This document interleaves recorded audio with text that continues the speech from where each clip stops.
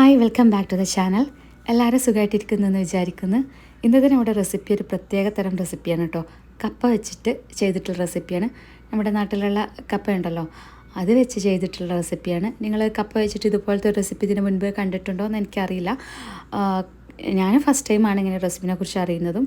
ഞാൻ തന്നെ ഉണ്ടാക്കിയിട്ടാണ് ഞാൻ ഫസ്റ്റ് ടൈം ഇത് ടേസ്റ്റ് ചെയ്യുന്നത് കേട്ടോ.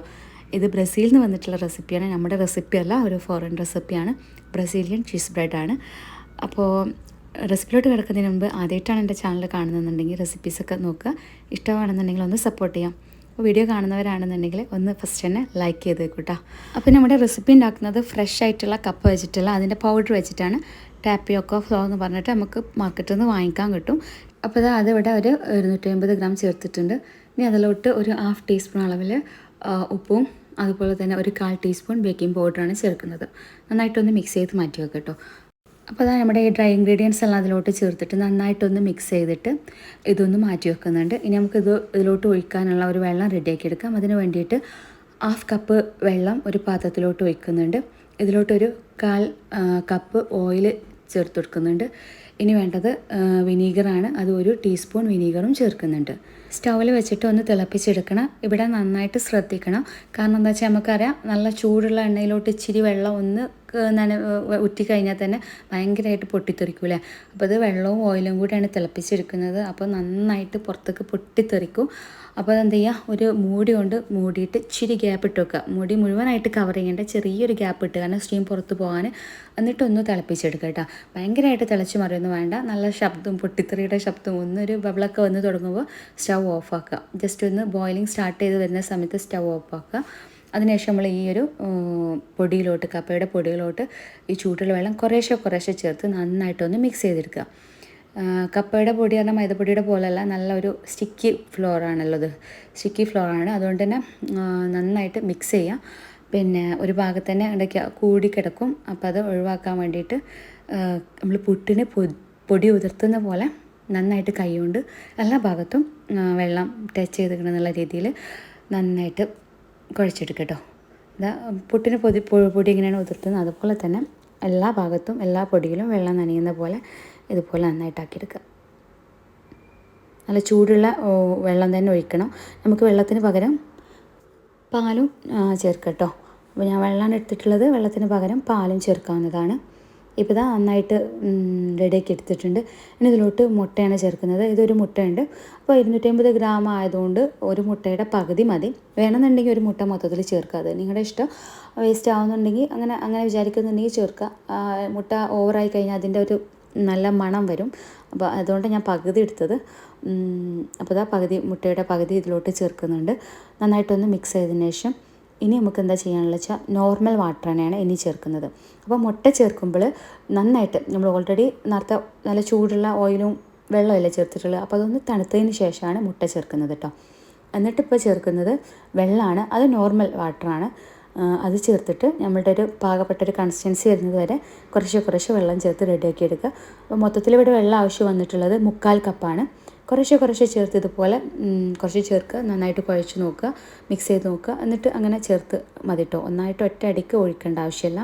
ശരിക്കും ഈ ഒരു ബ്രസീലിയൻ ചീസ് ബ്രെഡ് ഉണ്ടാക്കുന്നത് അവർ യൂസ് ചെയ്യുന്നത് കെസാവ സോർഫ്ലോർ എന്ന് പറയുന്ന കപ്പപ്പൊടി തന്നെയാണ് അവർ യൂസ് ചെയ്യുന്നത്. പക്ഷെ നമ്മുടെ നാട്ടിൽ ആ ഒരു ഇതിൽ വല്ലാണ്ട് കിട്ടുന്നില്ല എന്ന് എനിക്ക് തോന്നുന്നത്. സൂപ്പർ മാർക്കറ്റിൽ ഞാൻ നോക്കിയിട്ട് എനിക്ക് ഈ ടാപ്പിയോക്ക ഫ്ലോർ എന്നുള്ള ഇതിലാണ് കിട്ടിയിട്ടുള്ളത്. അപ്പോൾ ഞാൻ അത് വാങ്ങിച്ചു. രണ്ടും ഒന്ന് തന്നെയാണ്. ചെറിയ അതിൻ്റെ പ്രോസസ്സിൽ വരുന്ന ഡിഫറെൻ്റാണ്. ഇപ്പോൾ നമ്മൾ മൈദ, വീറ്റ് ഫ്ലോർ എന്നൊക്കെ പറയില്ല, ഗോതമ്പ് പൊടി, രണ്ടും ഒന്നും വരുന്ന തന്നെയല്ലേ. അത് റിഫൈൻ ചെയ്ത് വരുമ്പോഴുള്ള ആ ഒരു വ്യത്യാസം കൊണ്ട് രണ്ടിനും അതിൻ്റേതായിട്ടുള്ള കുക്കിംഗ് പർപ്പസ് ഉണ്ട്. അപ്പോൾ ഞാനിവിടെ എനിക്ക് കിട്ടിയിട്ടുള്ള അവൈലബിൾ ആയിട്ടുള്ളത് ടാപ്പിയോക്ക ഫ്ലോറാണ്. അതുകൊണ്ടാണ് ഞാനത് യൂസ് ചെയ്തിട്ടുള്ളത്. അപ്പോൾ അതിനേക്കാളും ബെറ്ററായിട്ട് വരൽ മറ്റേ ഫ്ലോർ കിട്ടിയാലും യൂസ് ചെയ്യാം. അപ്പോൾ ഇതാട്ടോ ഉണ്ടാക്കുന്നത്. അപ്പോൾ നിങ്ങളെ കയ്യിൽ നിങ്ങൾ ഉണ്ടാക്കുന്നുണ്ടെങ്കിൽ കെസവ ഫ്ലോർ കിട്ടുന്നുണ്ടെന്നുണ്ടെങ്കിൽ പിന്നെ അതിലോട്ട് വിനീഗറിൻ്റെയും അതുപോലെ തന്നെ ബേക്കിംഗ് പൗഡറിൻ്റെ ഒന്നും ആവശ്യമില്ല കേട്ടോ. അത് ഒഴിവാക്കിയിട്ട് സ്കിപ്പ് ചെയ്തിട്ട് ഉണ്ടാക്കുക. അപ്പോൾ ഇതാ കുറേശ്ശായിട്ട് വെള്ളം ചേർത്ത് ഈ ഒരു കൺസിസ്റ്റൻസി വരുന്നവരെ എടുത്തിട്ടുണ്ട്. 3/4 കപ്പ് വെള്ളം ഒഴിച്ചിട്ടുണ്ട്. ഇനി ഇതിലോട്ട് ചേർക്കുന്നത് ചീസാണ്. അതിനുവേണ്ടി മൊസറല്ല ചീസാണ് എടുത്തിട്ടുള്ളത്. ഏത് ചീസാണ് അവൈലബിൾ വെച്ചാൽ അതെടുക്കുക. മൊസറല്ല ചീസ് ഒരു 100 ഗ്രാം അളവിലെടുത്തിട്ടുണ്ട്. അപ്പോൾ നന്നായിട്ടൊന്ന് മിക്സ് ചെയ്തതിന് ശേഷം നമുക്കിത് ബേക്ക് ചെയ്തെടുക്കട്ടോ. അപ്പോൾ ഇതാ മൊസറല്ല ചീസിന് പകരം പെർമെസാൻ ചീസ് ഉണ്ടെങ്കിൽ അതും വേണമെങ്കിൽ യൂസ് ചെയ്യാം കേട്ടോ. നന്നായിട്ട് മിക്സ് ചെയ്തെടുക്കുക. അപ്പോൾ ഇതാ ഞാനിവിടെ ഈ ഒരു 2 ട്രേലായിട്ടാണ് ഇത് സെറ്റ് ചെയ്യുന്നത്. ഇത് ഒന്നിൽ മാത്രം പോകില്ല, ഇത് ബ്രെഡല്ല, അപ്പോൾ ഇതിങ്ങനെ നമ്മൾ ബേക്ക് ചെയ്യുന്നതിനനുസരിച്ച് അത് സൈസ് ഡബിളായിട്ട് വരും. അപ്പോൾ അതുകൊണ്ട് ഇച്ചിരി ഗ്യാപ്പ് ഇട്ടിട്ട് വേണം ഓരോന്ന് വെക്കാൻ.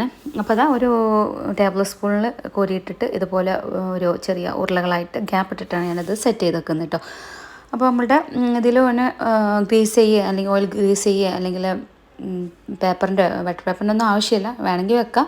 ഞാൻ ഇതിൽ ബട്ടർ പേപ്പർ യൂസ് ചെയ്തിട്ടില്ല, പക്ഷേ നെക്സ്റ്റ് ട്രേയിൽ യൂസ് ചെയ്യുന്നുണ്ട് കേട്ടോ.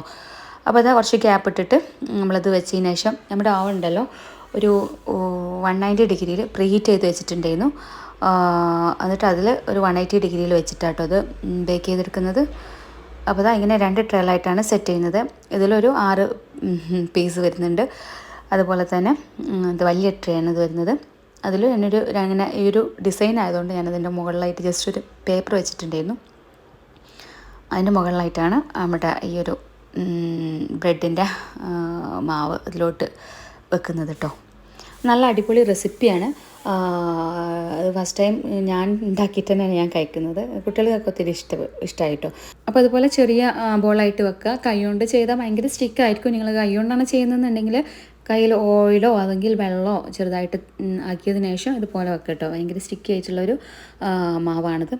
അപ്പോൾ ഇത് ബേക്ക് ചെയ്തിട്ടുണ്ട്. നമ്മൾ നേരത്തെ ഓവൻ പ്രീറ്റ് ചെയ്തിട്ടുണ്ടായിരുന്നു. അതിലൊരു 30 to 35 മിനിറ്റ് സമയം ഇത് കുക്ക് ചെയ്തിട്ടുണ്ട്, ബേക്ക് ചെയ്തിട്ടുണ്ട്. പിന്നെ അതിന് 180 ഡിഗ്രിയിലാണ് കേട്ടോ വെച്ചിട്ടുണ്ടായിരുന്നത്. പിന്നെ ഇതിൻ്റെ ടേസ്റ്റ് എന്ന് പറയാൻ ഇത് നമ്മൾ മുൻപ് ടേസ്റ്റ് ചെയ്ത് നോക്കിയിട്ടില്ലല്ലോ, ഫസ്റ്റ് ടൈം ഉണ്ടാക്കിയിട്ടല്ല ടേസ്റ്റ് ചെയ്യുന്നത്. അപ്പം മുൻപ് ടേസ്റ്റ് നമ്മൾ ഓൾറെഡി അറിയുന്നൊരു ടേസ്റ്റ് അല്ല. ഇത് ഞാൻ ഉണ്ടാക്കിയതനുസരിച്ച് എനിക്ക് ഇഷ്ടമായി. ബ്രെഡ് കാറ്റഗറിയിൽ വരുന്നതുകൊണ്ട് നോർമലി നമ്മൾ കഴിക്കുന്ന ബ്രെഡിനകളൊക്കെ നല്ല ടേസ്റ്റ് ഉണ്ടായിരുന്നു കേട്ടോ. അപ്പോൾ നിങ്ങൾ ആരെങ്കിലും ഈ സംഭവം മുൻപ് ടേസ്റ്റ് ചെയ്തിട്ടുണ്ടെന്നുണ്ടെങ്കിൽ കമൻസിൽ അറിയിക്കുക എങ്ങനെ ഉണ്ടായിരുന്നു എന്നുള്ളത്. ഉണ്ടാക്കി നോക്കാൻ താല്പര്യമുള്ളവരാണെന്നുണ്ടെങ്കിൽ ഉണ്ടാക്കി നോക്കുക. വെറൈറ്റി ആയിട്ട് ടേസ്റ്റുകൾ അങ്ങനെ എന്തെങ്കിലുമൊക്കെ റെസിപ്പീസ് ഉണ്ടാക്കണം എന്ന് ആഗ്രഹമുള്ളവരാണെന്നുണ്ടെങ്കിൽ ഒന്ന് ചെയ്ത് നോക്കുക. അപ്പോൾ ഇൻഷാ അല്ലാ വീണ്ടും പുതിയ നല്ല റെസിപ്പി ആയിട്ട് വീണ്ടും കാണാം. അപ്പോൾ ഇഷ്ടമായിട്ടുണ്ടെങ്കിൽ ഒന്ന് ലൈക്ക് ചെയ്യും കേട്ടോ. ലൈക്കും കമൻസും ഒന്നും കിട്ടാറില്ല. അപ്പോൾ നിങ്ങൾക്ക് ഇഷ്ടമായിട്ടുണ്ടെന്നുണ്ടെങ്കിൽ ദയവേത് ലൈക്ക് ചെയ്യാം. ഇൻഷാ അല്ലാ വീണ്ടും കാണാം.